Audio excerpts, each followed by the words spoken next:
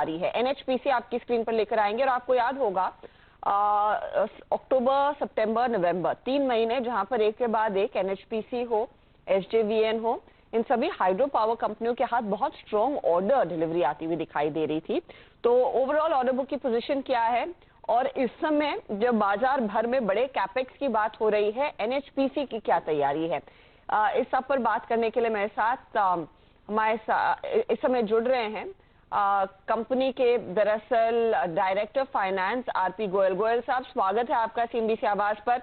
पिछले 3 महीनों में हमने देखा है कई सारे ऑर्डर्स की खबर आपकी तरफ से, आपकी कंपनी की तरफ से एक्सचेंजेस के साथ शेयर हो रही थी और इस समय आजकल चर्चा होने लगी है कि बहुत बड़ा कैपेक्स दरअसल अक्रॉस इंडस्ट्रीज देखने को मिलेगा।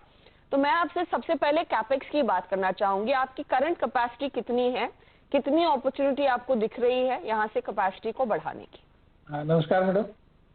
अभी हमारी जो वर्तमान में इंस्टॉल कैपेसिटी है वो 7071 मेगावाट है और हम इसको अगले 4 साल में इसको डबल करने जा रहे हैं। 7000 से हम 14000 के फिगर पे पहुंच जाएंगे और हमारा जो करंट ईयर का प्लांट कैपेसिटी 10,800 करोड़ रुपए का है और अगले 8 से 10 साल तक भी इसी रेंज में हमारा कैपेक्स रहेगा।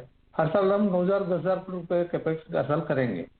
तो अगले 2032 तक हमारी जो कैपेसिटी है वो हम इसको करीब 25,000 मेगावाट तक लेके जाएंगे। की कैपेसिटी आपकी हो जाएगी और ये प्योरली हाइड्रो वाली रहेगी या फिर मिक्स्ड रहेगी? मैं जो भी बात कर रहा हूँ हाइड्रो की बात कर रहा हूँ और उसमें पंप स्टोरेज भी इंक्लूड है।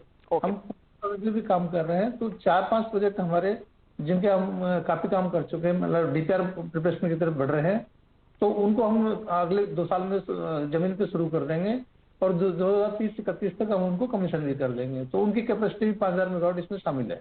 अच्छा, इस साल हमने कई इलाकों में बाढ़ देखी है जिसमें आपके कुछ प्रोजेक्ट पर भी इम्पैक्ट पड़ा है, दूसरे दिग्गज प्रोजेक्ट्स पर भी इम्पैक्ट पड़ा है। वहां पर रिकवरी की स्थिति क्या है गोयल साहब और किस तरह के एहतियात अब यहाँ से आगे आप ज्यादा रखना चाहेंगे?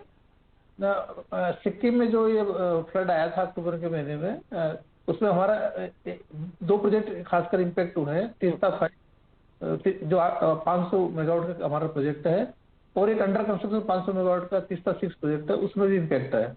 लेकिन तो तीस्ता 6 जो अंडर कंस्ट्रक्शन है उसको हमने वर्क दोबारा स्टार्ट हो गया फुल फ्लेज और तीस्ता 5 में रिस्टोरेशन में हमें 1 साल का समय लगेगा।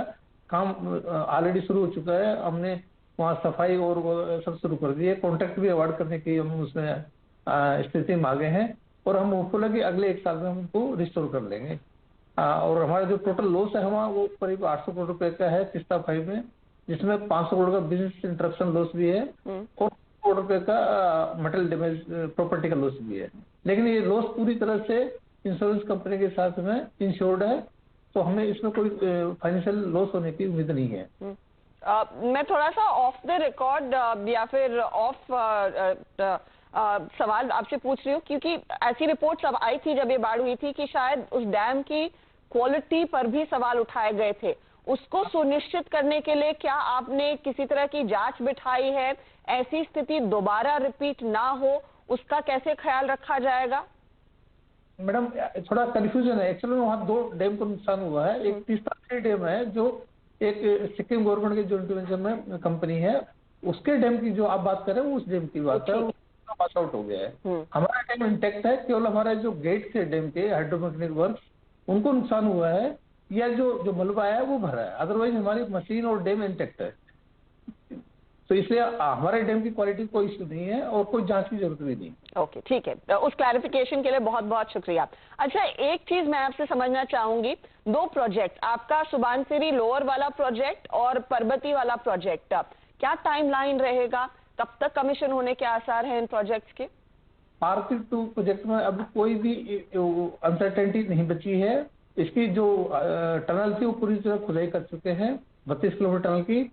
केवल उसकी 2700 मीटर की लाइनिंग बाकी है, कंक्रीट लाइनिंग, और हमारे प्लान के हिसाब से सितंबर 2023 में हम इस पूरे प्रोजेक्ट को कमीशन कर देंगे तो 800 मेगावाट पूरा ऐड हो जाएगा और इसमें अब कोई अनसर्टेनिटी नहीं है। सुबानसिरी में हम 2 यूनिट मार्च 24 तक कमीशन करने का प्लान किया हुआ है और पूरा प्रोजेक्ट जो जिसमें 8 यूनिट है उसको हम मई 2025 तक पूरी तरह कम्प्लीट कर देंगे।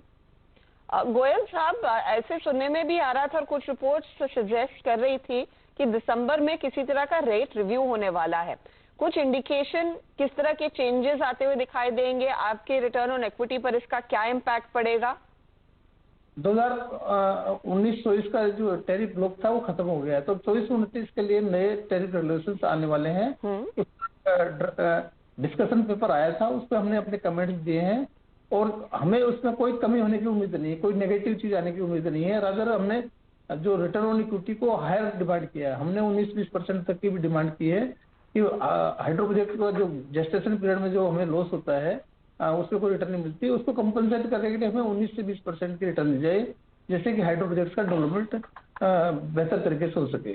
तो अगर बढ़ेगा नहीं तो, लेकिन कम होने की बिल्कुल उम्मीद नहीं है, कोई भी नेगेटिव चीज आने की उम्मीद नहीं है, चाहे वो इंसेंटिव की बात हो, चाहे वो और कोई बात हो। तो ये गवर्नमेंट और जो सीआरसी है उस पूरी हाइड्रो के फेवर में है।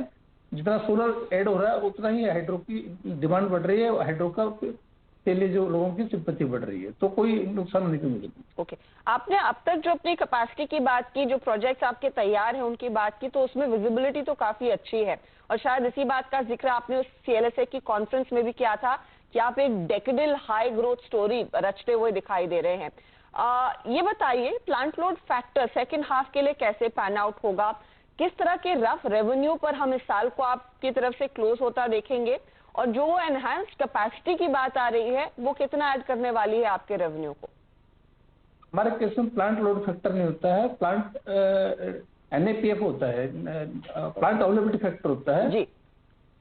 क्योंकि इस साल ये जो एक्सेस फ्लड आया या तीस्ता 5 का हमारा नुकसान हुआ, उससे थोड़ा हमें प्लांट अवेलेबिलिटी फैक्टर कम रहेगा, लेकिन क्योंकि हम अपना जो नॉर्मेटिव से ऊपर ऑपरेट करते थे, चाहे वो प्लांट अवेलेबिलिटी फैक्टर हो, चाहे वो एनर्जी की जनरेशन हो, तो हम जो हमारा बेंचमार्क है उससे ऊपर ऑपरेट करते थे, उसमें थोड़ी कमी आएगी। तो उसकी वजह से जो इंसेंटिव मिलते थे हमें, उनकी वजह से थोड़ा नुकसान होगा, लेकिन हम डिजाइन एनर्जी अचीव कर लेंगे और जो हमारा NAPF है, नॉर्मेटिव प्लांट अवेलेबिलिटी फैक्टर, वो अभी अचीव कर लेंगे, तो बहुत ज्यादा कोई नुकसान नहीं होगा। 200-300 करोड़ रुपए का इधर उधर होगा अगर ओवरऑल कुछ होगा तो, लेकिन अभी भी 4 महीने की जनरेशन बाकी है, हो सकता है दिसंबर में हमें अच्छी रेन मिल जाए तो हम उसको मेकअप भी कर पाए। तो आपने जो मुझे बताया कि आपकी कैपेसिटी FY 27 तक डबल होने के आसार हैं, यानी कि ये 14,000 मेगावाट के आसपास आ जाएगी, इसमें रेवेन्यूज आपके कितने बढ़ेंगे गोयल साहब? रेवेन्यू भी उसी रेंज में बढ़ जाएगा। हमारा जो अभी 10,000 करोड़ के आसपास का रेवेन्यू है, वो 19,000 करोड़ के आसपास रेवेन्यू हो जाएगा कैपेसिटी डबल होने पर। और इस कैपेक्स में फंडिंग अवेलेबल है या फिर आपको आगे फंड रेज करने पड़ेंगे? फंडिंग की कोई इशू नहीं है। हमें 10,000 करोड़ का कैपेक्स करने के लिए 3,000 करोड़ रुपए की ही रिटर्न इंटरनल अप्रूवल चाहिए, इक्विटी चाहिए, तो उसके लिए सफिशिएंट अरेंजमेंट है। और जो डेट की बात है, तो जैसे हम मार्केट में डेट रेज करते हैं तो लाइन लग जाती है हमारे पास में लेंडर्स की, और बेस्ट रेट पे हम अवेल कर रहे हैं। हमने अभी रिसेंटली 2,000 करोड़ का लोन लिया, टर्म लोन लिया है, हमें बड़ी अच्छी रेट पे 7.54% एनुअल रेट पे लोन मिला है। बहुत बहुत शुक्रिया गोयल साहब हमारे लिए समय निकालने के लिए। Wish you all the very best. ये एक ट्रेंडिंग काउंटर रहा है, आपने देखे पिछले कुछ सालों में रिटर्न्स किस तरह के कमा कर दिए NHPC ने। लार्जली सरकारी कंपनियों का खूब बोलबाला रहा है, लेकिन हाइड्रो रिन्यूएबल सेक्टर में जो कंपनियां काम कर रही हैं वहां पर एक बड़ी अपॉर्चुनिटी है और सरकार उसी पर फोकस कर रही है। इसीलिए कंपनी ने भी प्लान किया है कि 2027 तक वो अपनी कैपेसिटी पूरी तरह से डबल करते हुए दिखाई देंगे। लेंगे एक छोटा सा ब्रेक।